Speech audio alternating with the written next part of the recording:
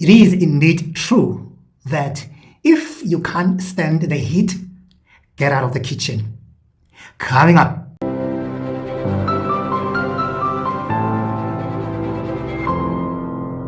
Well.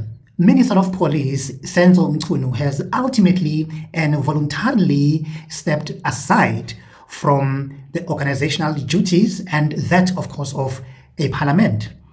This comes after multiple times ANC trying to beg him not to go, promising to protect him, but I guess the man's conscience couldn't let him go. He possibly couldn't even sleep at night. And besides, I've been asking myself, how is Senzo Mchunu is going to counteract all the accusations that comes with evidence, overwhelming evidence against him being involved with criminal cartel? This is a man who denied knowing Kat Mahlala, but boy, oh boy, did the evidence come after that, proving him to be a liar of note and shooting him straight on his credibility. And after that, no one was ready to listen to anything that comes out of that man's mouth.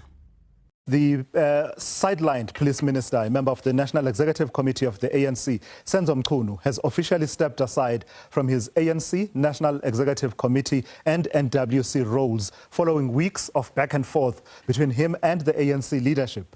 The party confirmed that it accepted Mchunu's personal plea after weeks of internal deliberation. Unlike the ANC's step-aside rule, Mchunu's move was voluntary and not sanctioned by court.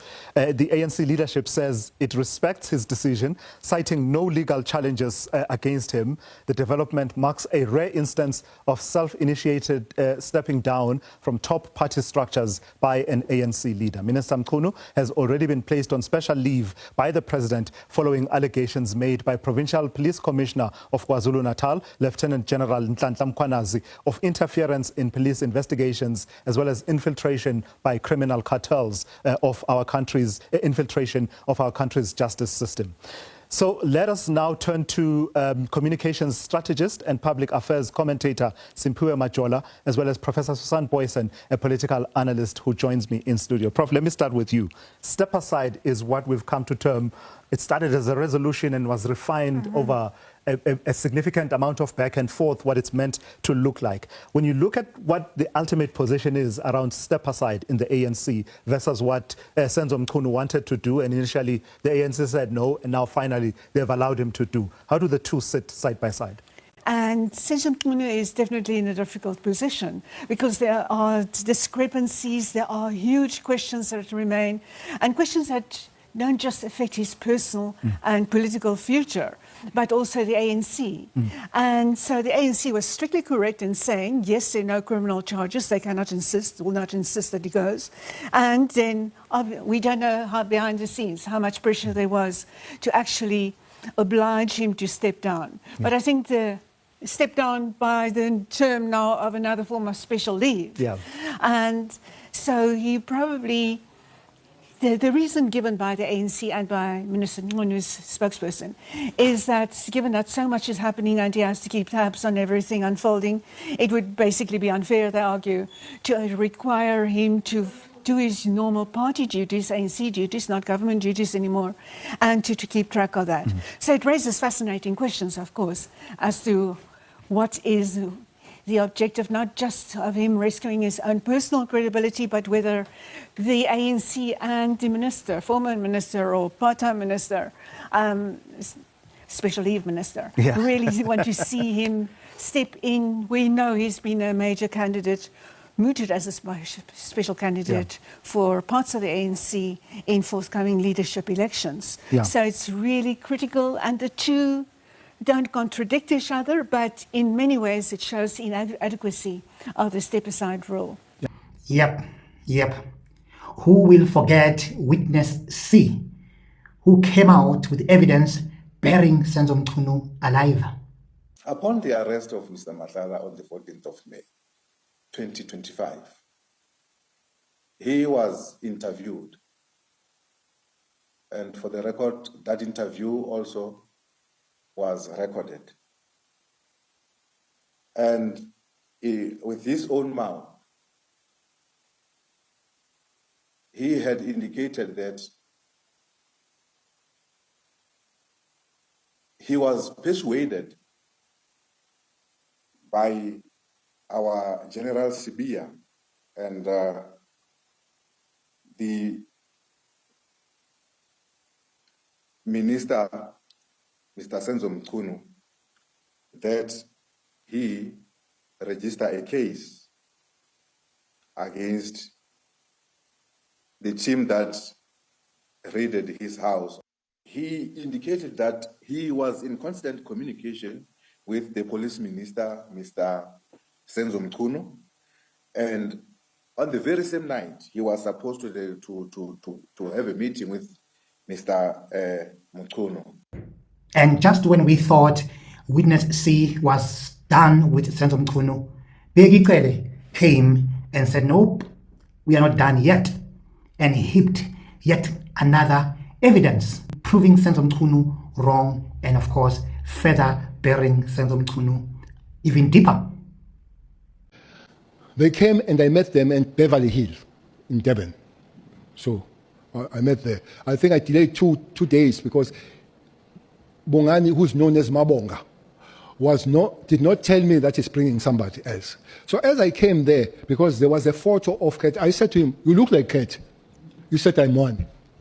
I said, Nkosiam, what's the story with you and me and all that?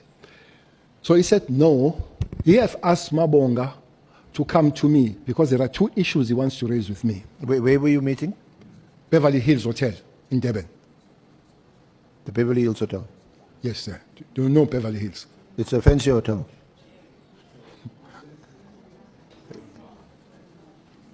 Yeah, it's a very high, it's a high-end hotel. No doubt about it. It's a high-end hotel, Beverly Hills. But we met at the dining hall there, and then he raised two issues.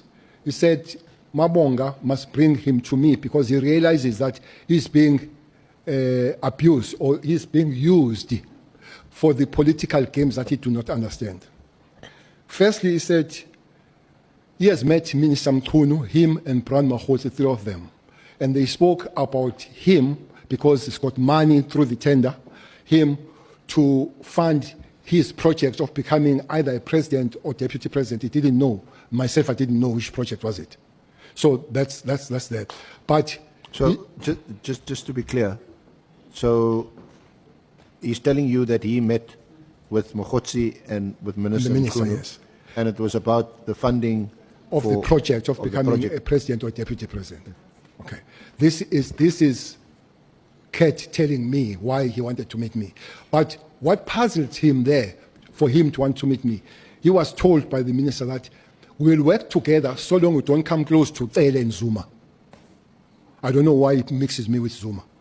What shocks me about all these guys is the fact that with all the overwhelming evidence that prove this man, that indeed this man has been involved with criminal cartel, our beloved ANC was still ready to protect him and to keep this man's job. Wow. That again points straight to the type of a party the ANC is. That grand guys know this. We can blame all these presidents that have been in an ANC and say, no, Zuma was like this, Mbeki was like this, Cyril was like that. But it's not about individuals here, but it's about the ANC itself. So it's not choosing one leader from another, but it's to make sure that this whole party, it doesn't matter who it brings to power, but to make sure that this party doesn't continue to rule South Africa. That should be any South African's major goal, to make sure that we don't bring this party back to power. But what do you think? Let me have your comment below. And of course, if you are coming for the first time, don't forget to like, share, and subscribe.